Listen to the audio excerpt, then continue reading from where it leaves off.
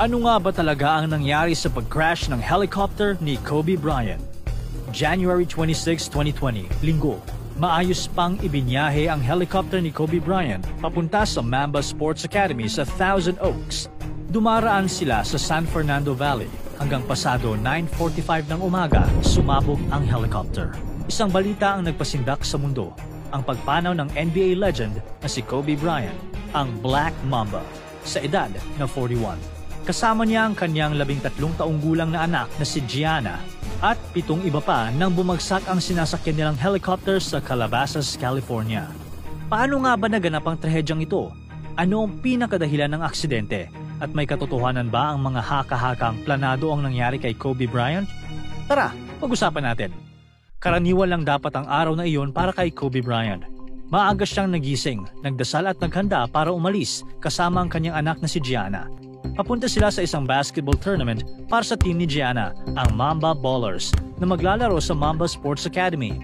Bago bumiyahe, dumalong muna si Kobe at ang kanyang anak na si Gianna sa 7 a.m. Mass sa Our Lady Queens of Angels Catholic Church sa Newport Beach. Habang palabas na sila, nakasalubong nila si Father Steve Salot. Napansin ng pare ang kaunting holy water sa noo ni Kobe, tanda ng kanyang panalangin. Binati ni Father Salot si Kobe, nagkamayan sila at saka tumuloy si Kobe at Gianna papunta sa airport. Ang trip na ito ay routine na para sa kanila. Umiiwas kasi sila sa matinding traffic ng Los Angeles sa pamamagitan ng paglipad sakay ng helicopter na karaniwang tumatagal ng 20 hanggang 25 minutes lang mula Orange County papuntang downtown LA kumpara sa aabuti ng 1.5 oras kung gagamit ng kotse. 9:06 ng umaga, ang Sikorsky S-76B helicopter na may registration number N72EX ay umalis sa John Wayne Airport sa Orange County. Kasama ni Kobe at Gianna sa eroplano ang kanilang mga kaibigan at teammates, sina Alisa Altobelli at Peyton Chester. Kasama ang kanilang mga magulang na sina John at Carrie Altobelli at Sarah Chester. Kasama rin nila ang assistant coach na si Christina Mauser. Ang piloto ng helicopter ay si Ara Zubayan, isang veteran pilot at paboritong piloto ni Kobe. Si Ara ay may mahigit 8,000 hours ng flight time at nagsilbing chief pilot ng Island Express Helicopters. Masama ang panahon ng umaga na iyon. Imbis na dumaan sa karaniwang ruta sa ibabaw ng Hollywood Hills patungong Thousand Oaks, napilitan si Ara na baguhin ang direksyon. Sinundan nila ang Interstate 5, isang highway sa bilis na humigit kumulang 150 knots o 275 kilometers per hour. Habang lumilipad, pabago-bago ang altitude nila mula 500 hanggang 950 feet upang maiwasan ang mga bundok at burol na natatakpan ng makakapal na ulap. Habang tumatagal, lalong bumababa ang visibility. Mula sa 3 miles, naging 1.2 miles na lang ang nakikita nila. Habang palapit sila sa Burbank Airport, kailangan ni Ara ng clearance para makadaan. Pero may ibang mga eroplano sa area, kaya't hindi agad sila pinayagang lumipad ng diretso. Sa halip, pinag-ikot-ikot sila sa himpapawid ng halos 11 hanggang 15 minutes. Habang patuloy na umiikot ang helicopter, tinanong ni Ara ang air traffic controller tungkol sa taas ng mga ulap. Ito ang naging senyales na nag-aalala na si Ara sa masamang panahon at bumababang visibility na nagpapahirap sa kanyang paglipad. Pagkatapos makakuha ng clearance, nagpatuloy si Ara sa paglipad papuntang north. Sinundan niya ang US Route 101 na pupunta sa Camarillo Airport. Habang papalapit sila sa kanilang destinasyon, mas sumama ang panahon. Bumaba pa ang visibility at bumaba rin ang mga ulap. Dahil dito, naging mas mahirap para kay Ara na makita ang paligid at kontrolin ng helicopter. Sa kabila ng masamang panahon, ipinagpatuloy ni Ara ang flight gamit ang Visual Flight Rules o VFR o ang pagdepende sa paningin niya para mag-navigate. Dahil sa makakapal na ulap at mababang visibility, naging mapanganib ang desisyong ito. Si Ara ay certified lamang para sa VFR flights at hindi authorized na lumipad gamit ang Instrument Flight Rules o IFR na nangangailangan ng paglipad gamit ang mga instrumentong pang-navigation kaysa dumepende sa paningin.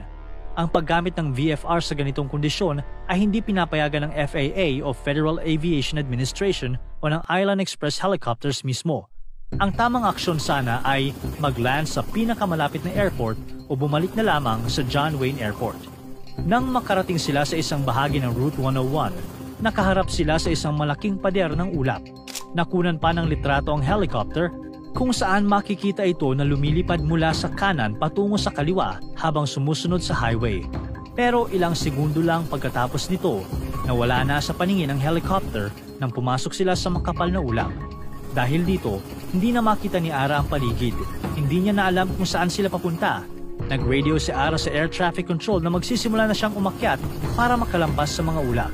Mula sa 1,370 feet, umakyat ang helicopter hanggang 2,370 feet sa loob lang ng mahigit 36 seconds. Ito ay isang mabilis at agresibong pag-akyat na may bilis na halos 1,500 feet per minute.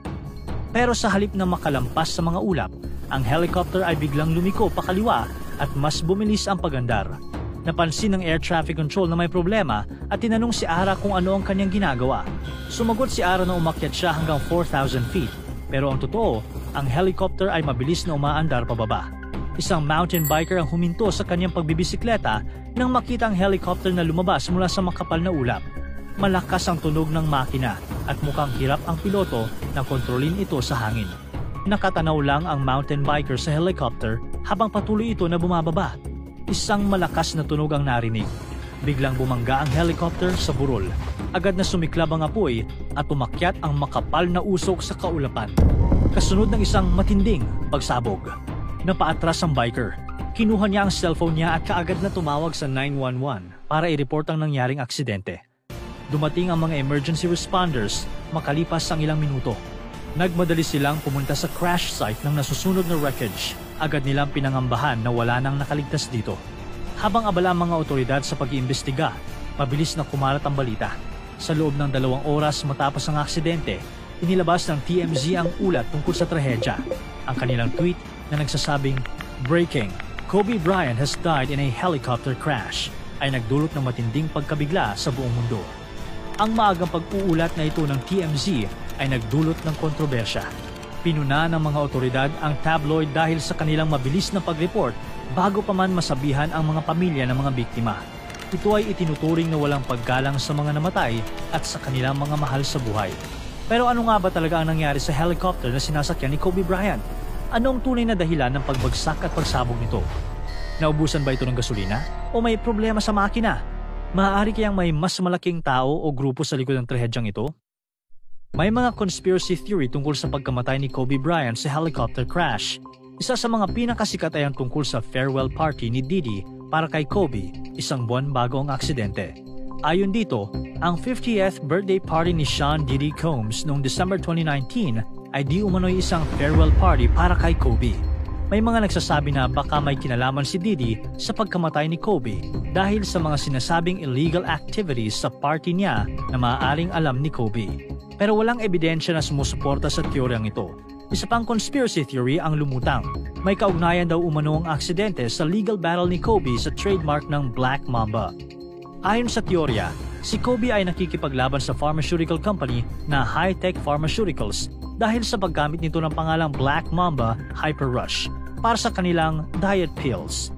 Sinasabi nilang ang aksidente ay planado para maibasura ang kaso.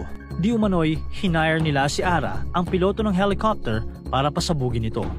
Gayunpaman, walang ebidensya na sumusuporta sa haka-hakang ito. Sa katunayan, sa loob ng ilang taon, si Ara ay naging higit pa sa simpleng piloto para kay Kobe. Ang kanilang profesional na ugnayan ay unti-unting naging malapit ng pagkakaibigan. Tuwing kailangan ni Kobe ng helicopter ride, si Ara ang kanyang unang tinatawagan. Kaya't kahit wala si Kobe, pinapayagan niya si Ara na maghatid at magsundo sa kanyang pamilya. Nagpapakita ito ng pagtitiwala ni Kobe sa kakayahan at integridad ni Ara. Sa mga taong nagdaan, naging karaniwan nang makita sina Kobe at Ara na magkasama sa loob at labas ng helicopter. Kaya imposible na intentional na ipapahamak ni Ara ang isang malapit na kaibigan. Kaya kaagad nang nagsimula ang investigasyon ng National Transportation Safety Board o NTSB. Ang mga investigador ay gumugol ng ilang araw sa pagkolekta ng lahat ng piraso ng wreckage mula sa burol ng kalabasas. At ikinagulat nila ang kanilang mga natuklasan. Una, hindi naubusan ng gasolina ang helicopter. Malaki ang naging pagsabog at malawakang thermal damage sa buong crash site, kaya imposible ito. Pangalawa, tiningnan nila ang posibleng pinsala sa mga rotor o makina. Pero wala silang nahanap na magpapahiwatig ng pinsala sa rotor o machine failure. Ang autopsy reports ay nagpakita na ang lahat ng 9 victims ay namatay agad dahil sa blunt trauma. Ayon kay Juan Carillo, Senior Deputy Medical Examiner, ang mga pinsalang ito ay rapidly, if not instantly fatal. Ang NTSB ay nagsagawa ng isang comprehensive investigation na tumagal ng halos 1 taon. Sa kanilang final report, sinabi nila na ang pangunahing dahilan ng aksidente ay ang desisyon ng piloto na ituloy ang flight sa kabila ng masamang panahon. Sabi ng NTSB, si Ara ay nakaranas ng spatial disorientation o the leans, isang phenomenon kung saan nalilin lang ang inner ear ng piloto. Dahil dito, inakala niyang ang helicopter ay lumilipad ng tama at diretso. Pero ang totoo, ito ay bumababa at lumiliko pakaliwa. Ang ganitong kondisyon ay karaniwang nangyayari sa mga piloto na umaasa lamang sa kanilang pakiramdam sa halip na gumamit ng mga instrumento tulad ng altitude indicator, lalo na sa mababang visibility gaya ng makapal na ulap at fog noong araw na iyon. Sinabi ng NTSB na si Ara ay gumawa ng poor decision na lumipad sa excessive airspeed, mga 160 miles per hour sa isang lugar na may low visibility. Nawalan siya ng kakayahang kontrolin ng helicopter matapos mawala ng visual contact sa kalupaan. Bukod dito, sinabi ng NTSB na si Ara ay maaaring nakaranas din ng tinatawag nilang self-induced pressure para tapusin ang flight sa kabila ng masamang visibility dahil gusto niyang bigyan ng satisfaction ng kanyang kliyente na si Kobe. Kinumpirma rin nila na negatibo si Ara sa ipinagbabawal na gamot, alcohol at kakulangan sa tulog. Ang NTSB ay nagsabi rin na ang helicopter ay hindi nilagyan ng Terrain Awareness and Warning System o TAWS, isang device na nagbibigay ng babala kapag ang eroplano o helicopter ay delikado ng babangga. Bagamat hindi ito required ng FAA para sa ganitong uri ng helicopter, sinabi ng NTSB na ito ay maaaring makatulong sana sa kanila. Ang trahedyang ito ay nagdulot ng maraming pagbabago sa industriya ng aviation. Ang FAA ay nag-issue ng mga bagong regulasyon para sa charter flights at maraming kumpanya ang nag-install ng TAWS sa kanilang mga helicopter kahit hindi ito required. Ang biglaang pagpanaw ni Kobe Bryant, isang 18-time NBA All-Star champion, ay isang malaking kawalan sa mundo ng basketball. Ang masakit pa, pumanaw rin ang kanyang anak na si Gigi, na sinasabing may malaking potensyal sana na magtagumpay sa larangan ng basketball, tulad ng kanyang ama. Kasama sa mga pagluluksa ang pagkawala ng kanilang mga kasama, kabilang ang piloto nilang si Ara Zubayan. Ang trahedyang ito ay nangyari bago pa tuluyang kumalat ang COVID-19, kaya't ang 2020 ay naging taon ng matinding pagsubok at pagluluksa para sa marami. Isang matinding paalala sa atin na ang buhay ay maaaring magbago sa isang iglap.